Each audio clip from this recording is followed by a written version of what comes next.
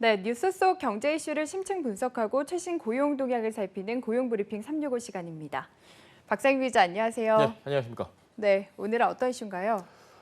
최근 우리 경제가 이 코로나19 재확산으로 실물 경제 불확실성이 확대되고 있다는 진단이 나왔습니다.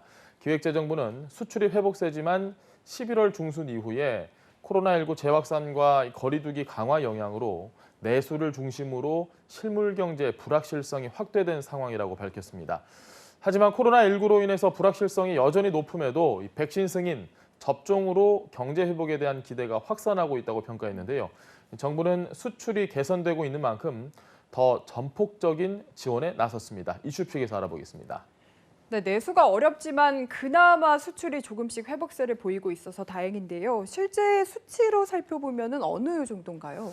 12월 들어 지난 20일까지 수출 금액이 작년 같은 기간보다 1.2% 증가했습니다. 관세청에 따르면 이번 달 1일부터 20일까지 수출액은 308억 달러로 지난해보다 1.2%, 즉 3.8억 달러 증가했습니다. 이 기간 조업 일수는 15.5일로 작년보다 0.5일이 적었는데 오히려 일평균 수출액은 4.5% 늘었습니다.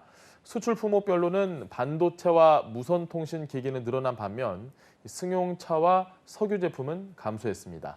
네, 이런 수출 증가세의 변수는 역시 코로나19 때문이다라고 봐야 되는 겁니까? 그렇습니다. 전문가들은 코로나19 백신 보급과 경기 회복, 환율 하락 속도, 그리고 해운 물류 대란 가능성 등이 수출 증가세의 변수라고 내다봤습니다. 이 가운데 코로나19가 가장 중요한 변수로 꼽히는데 세계적으로 1차 팬데믹과 달리 2차 팬데믹 이후 극단적인 봉쇄령을 하지 않고 있는 만큼 대외적으로 백신 보급이 늘면 수출이 극단적으로 감소하진 않을 것으로 전망이 됩니다.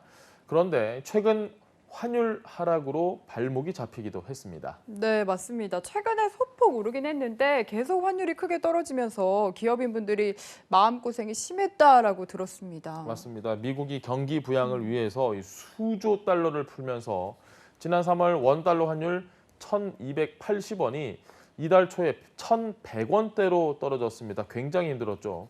수출 대금을 달러로 받는 대부분의 중소 수출 업체는 이 같은 환율 하락으로 기업의 영업이익이 감소했습니다. 예를 좀 들어보면 1달러 제품을 수출해서 3월에는 1,200원을 벌었는데 지금은 그만큼 수익이 줄어든 겁니다. 2주 만에 다시 1,100원대로 복귀하긴 했지만 환율 변동성 여전히 큰 상황입니다. 네, 이 환율 문제도 그렇고요. 지금 워낙 상황이 불안정하고 악영향이 어디서 변수가 튀어나올지 모르는 만큼 대비책이 필요할 것 같은데요. 정부에서 좀 어떤 대책들 마련하고 있나요? 가장 눈에 띄는 건요, 이 코로나19로 인한 기업인 등 필수 인력의 국가 간 이동 제한 부분을 좀 완화하는 부분입니다.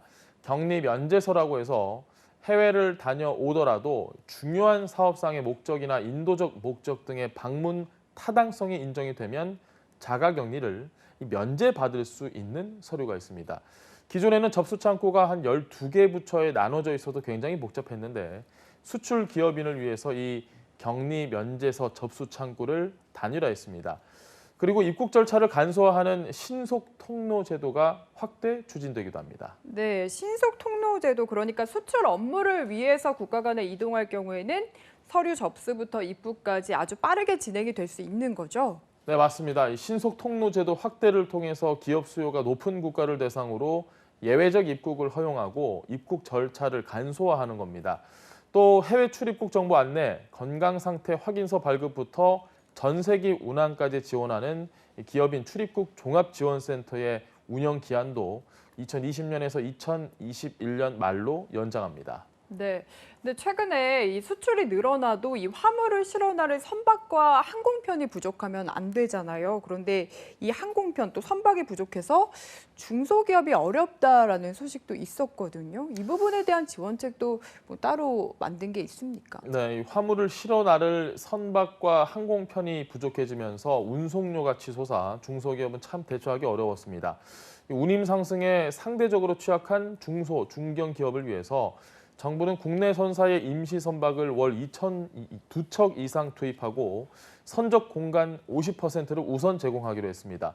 또 긴급한 화물 수요가 있는 항로 중심으로 중소, 중견 기업에게 내년 중에 국내 선사 신규 선봉량 증가분의 45%를 우선 제공하고 장기 운송 계약 체결도 지원하기로 했습니다. 무엇보다 정부가 기업의 수출과 해외 사업을 위해서 내년 256조 원에 달하는 무역금융을 지원하는 만큼 수출 여력에 큰 도움이 될 것으로 보입니다. 네, 어쨌든 수출을 안정적으로 할 수 있는 외부적인 지원책들은 마련이 됐지만 이번에 코로나19를 계기로 아예 사업 방식 자체에도 변화가 필요하다 이런 얘기도 나오던데요. 네, 이 오프라인 해외 마케팅 축소될 수밖에 없는 상황입니다. 대기업에 비해서 중소기업은 디지털 비대면 마케팅에 어려움을 겪을 수밖에 없습니다. 그래서 정부는 내년부터 매년 1만 개 수출 희망 기업을 발굴해 비대면, 온라인 방식 수출 기업화 추진 등 무역 디지털 전환 대책을 추진합니다.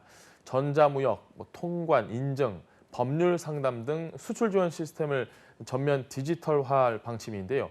또 수출 중소기업의 제품이 온라인 전시회를 통해서 실제 계약까지 성사될 수 있도록 샘플 사후 배송 비용 지원도 나섭니다. 네, 이와 함께 FTA 그리고 양자 경협 등 국제 협력 기반 수출 지원도 강화한다는 방침입니다. 네. 지금 같은 흐름도 정책적인 뒷받침까지 이루어진다면 내년 수출 전망 긍정적으로 봐도 되겠습니까?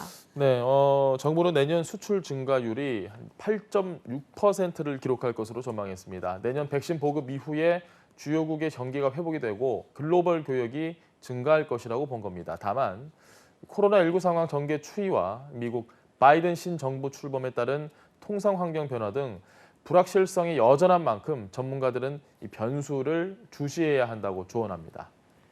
네, 다음은 유용한 경제 용어만을 쏙쏙 골라 소개하는 뉴워드 시간이죠. 오늘은 어떤 단어 가져오셨나요? 네, 오늘은 꼬리 위험이라는 경제 용어를 골라봤습니다. 발생하긴 어렵지만 한번 발생하면 헤어나오기 어려운 충격을 가져다줄 위험 요소를 말합니다. 통계학에서 보통 쓰는 말인데요. 자연이나 경제 현상은 발생 확률이 높은 평균값을 중심으로 대칭을 이루고 양쪽으로 좀 멀어질수록 발생 확률이 낮아지는 종 모양의 분포를 보입니다. 그리고 발생 확률이 낮은 꼬리 부분은 얇은 형태가 되는데요. 이 부분은 발생 확률도 적고 예측도 어렵지만 만약에 발생을 하게 되면 굉장히 커다란 위험을 가져다주는 요인이 되는 겁니다. 2007년부터 서서히 조짐을 보이다가 바로 다음에 발생했던 이 글로벌 금융 위기가 가장 대표적인 이 꼬리 위험입니다. 전문가들은 지금의 신종 코로나 바이러스 역시 꼬리 위험이라고 보고 있습니다. 작지만 모든 걸 뒤흔들 수 있는 꼬리 위험이 점점 더 높아지는 시국입니다. 내년은 어느 때보다도 변동성이 더 많은 한 해가 될 텐데요.